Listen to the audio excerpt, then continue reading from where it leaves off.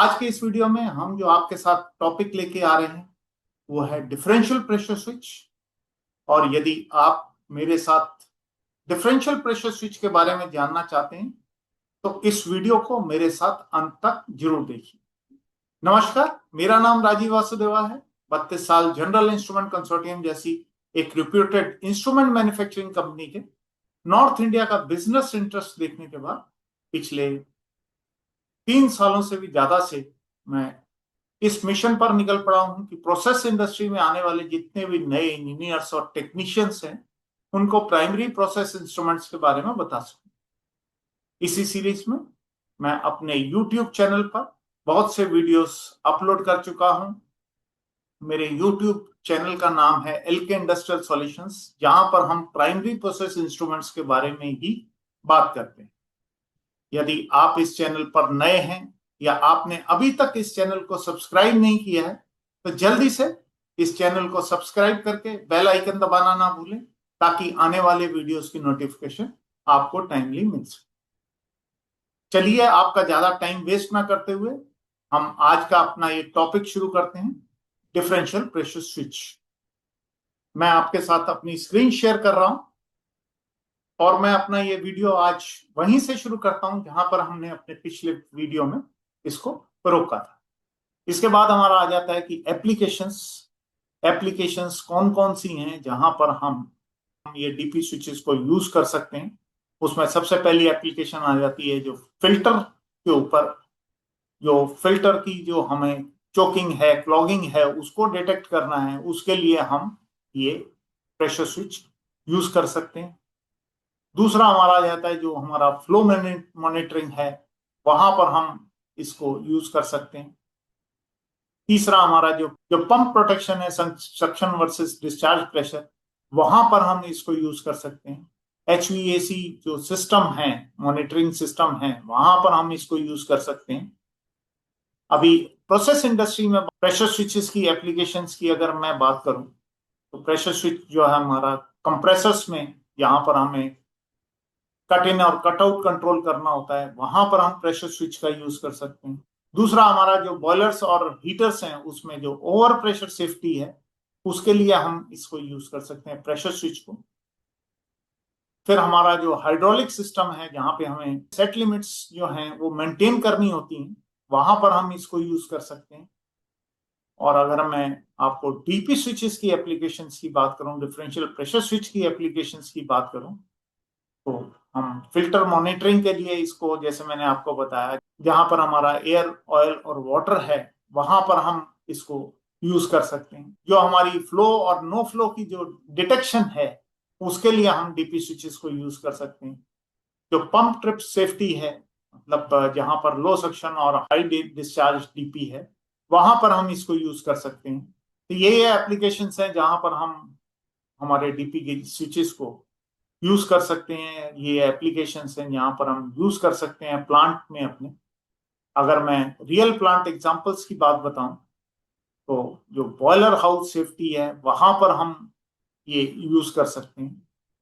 जो हमारी air handling unit है जिसे हम AHU कहते हैं, वहां पर हम इसको यूज कर सकते हैं। कूलिंग वाटर सिस्टम्स में इनका हम यूज कर सकते हैं। अभी ये जो सिलेक्शन है इनकी और जो सेटिंग है प्रेशर स्विचेस की, वो कैसे की जाती है उसके बारे में थोड़ा सा बात करते हैं। जो की सिलेक्शन पैरामीटर्स हैं इसमें, सबसे पहला हमारा आ जाता है जो प्रेशर रेंज है, वो हमें इसमें डिसाइड करनी पड़ती है। प्रेशर रेंज में जब हम डीपी स्विचेस की बात करते हैं खास तौर पे, तो हमें ऑपरेटिंग प्रेशर चाहिए होता है और प्रूफ प्रेशर चाहिए होता है। प्रूफ प्रेशर मैं आपको बताऊं कि हम सपोज करो कहीं पर हम कह रहे हैं कि हमारा जो डीपी है वो 0.2 बार है, लेकिन 0.2 बार का मतलब हुआ HP माइनस LP, वो हमारा हुआ डीपी। ये ये तो हमारा, हम कह रहे हैं 0.2 बार है। अभी मैं आपसे अगर कहूं कि हमारा HP जो है वो 200 है और LP जो है हमारा 199.8 है, तो हमारा डीपी कितना होगा? हमारा डीपी 0.2 है। लेकिन अगर मैं कहूं ये 2 है और ये 1.8 है, तो हमारा डीपी कितना हुआ? यहां पर भी हमारा डीपी 0.2 है। तो ये जो ये प्रेशर है या ये प्रेशर है, ये हमारा विथस्टैंड करना चाहिए। और इसलिए हम कहते हैं कि जो डिफरेंशियल प्रेशर स्विच है उसमें हमें जो प्रूफ प्रेशर है उसको कंसिडर करना एक इंपॉर्टेंट जो हमारे लिए फैक्टर है, उसको हमें कभी भी भूलना नहीं चाहिए जब भी हम डीपी स्विचेस को यूज कर रहे हैं या डीपी स्विच को जब हम डिजाइन कर रहे हैं। फिर उसके बाद हमारा आ जाता है कि जो वेटेड मटेरियल है उसके साथ में कंपेटिबिलिटी होनी चाहिए। जो हमारा डायफ्राम है वो हमारे जो प्रोसेस फ्लूइड है या जो हमारा मीडियम है, प्रोसेस मीडियम है, उसके साथ कंपेटिबल होना चाहिए। इसमें नॉर्मली SS304 या SS316 का मटेरियल हम यूज करते हैं। डायफ्राम हो गया तो उसमें हम 316 और 316L यूज करते हैं। और जो हमारा बॉटम उसका चेम्बर है या जो हमारा वेटेड पार्ट है मैं कहूँ अदर देन डायफ्राम, वहां पर हम SS304 या SS316 जो भी हमारे कंपेटिबल है प्रोसेस फ्लूइड के, उसके साथ में इसको कंसिडर कर सकते। फिर हमारा जो इलेक्ट्रिकल रेटिंग है कॉन्टेक्ट्स की, वो हमारे लिए इंपॉर्टेंट हो जाती है। नॉर्मली 5 एम्प्स, 10 एम्प्स और 15 एम्प्स, ये 3 तरह की जो हमारी रेटिंग है वो इसमें यूज होती है। उसके बाद जो एम्बियंट और प्रोसेस टेम्परेचर है वो हमारे लिए इंपॉर्टेंट हो जाता है, क्योंकि टेम्परेचर भी डिसाइड करेगा कि जो अगर सपोज करो हमारा स्विच जो है वो फ्लाइंग टाइप का हम स्विच ले रहे हैं तो उसमें प्रेशर और टेम्परेचर के साथ में हम डिसाइड कर सकते हैं कि उसकी रेटिंग क्या होगी। वैसे भी जो हमें उनके ब्लॉक्स की थिकनेस लेनी होती है, या जिन दो ब्लॉक्स के बीच में या दो फ्लैंजेस के बीच में हम ये डायफ्राम सैंडविच कर रहे हैं, उसको भी हमें इस तरह से सिलेक्ट करना पड़ेगा कि जो हमारा प्रेशर और टेम्परेचर के हिसाब से जो रेटिंग बैठती है वो इसको सेटिस्फाई करे। अभी अगर हम सेटिंग और कैलिब्रेशन की बात करें, मुझे उम्मीद है आज का ये जो हमारा वीडियो था जिसमें हमने आपके साथ डीपी स्विच कवर किया, ये आपको पसंद आया होगा। यदि आपको ये वीडियो पसंद आया है तो इसे लाइक कीजिए।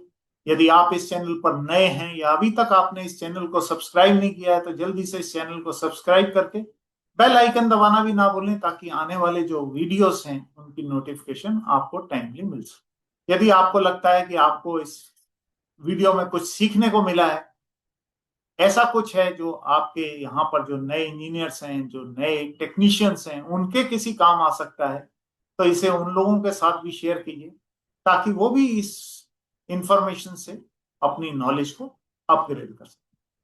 जल्दी प्राइमरी प्रोसेस इंस्ट्रूमेंट के अपने अगले वीडियो में हम आपके साथ आपसे फिर मिलेंगे। तब तक अपना ध्यान रखिए, वीडियोस देखते रहिए, सीखते रहिए, इंप्लीमेंट करते रहिए। धन्यवाद। जय हिंद।